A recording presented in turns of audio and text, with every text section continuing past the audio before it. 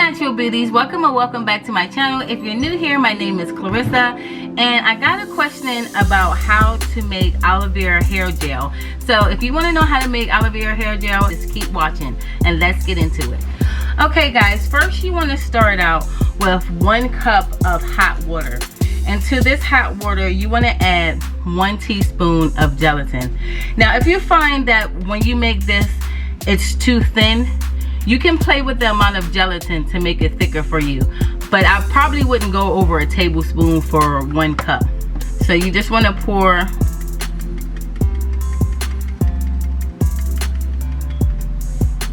one teaspoon into that hot water, and you want to mix it up until it's dissolved.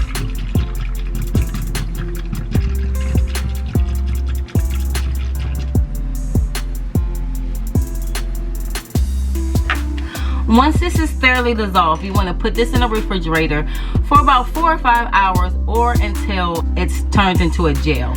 Okay guys, so I went ahead and made this gel earlier this morning so I will be ready for this video. And here's my gel that's already set up, and as you can see, there's our gel formed inside of this bowl.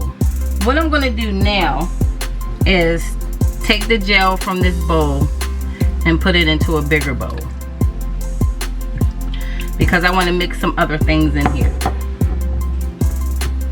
So to this, I'm going to add about a half a teaspoon of vitamin E.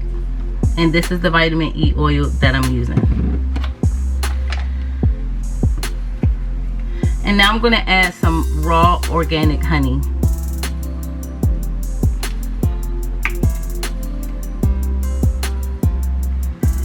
And that's about a teaspoon. And then to this, I'm going to add 2 tablespoons of aloe vera gel. So that's our first tablespoon, and here's our second tablespoon. Now if you want, you can add your essential oils. You can use lavender or tea tree oil, peppermint oil. You can use whatever essential oil you want to use. I'm going to be using tea tree oil and peppermint oil. So that's about 7 drops of that one, and I'm going to use about 5 drops of the peppermint oil.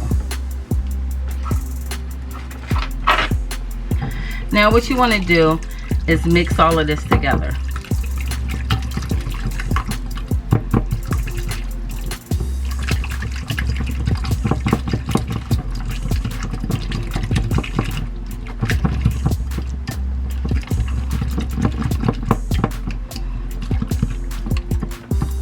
Alright guys, so here is our finished product. And like I was telling you earlier, if you want your gel to be thicker, you can do like 2 teaspoons up to a tablespoon for the cup of hot water, but I wouldn't go over a tablespoon because it's going to be too thick. But I'm sure you guys know what my hair look like, and this thickness of gel actually holds my hair pretty good. It still leaves some elasticity in my curls, and it doesn't make them feel hard and crunchy.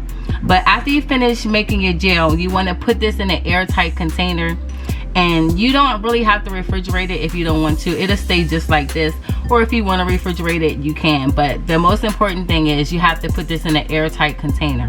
I hope you guys enjoyed this video. If so, don't forget to like, share, subscribe, and put on your post notifications so you know when I upload new videos, and I'll see you guys next time. Bye.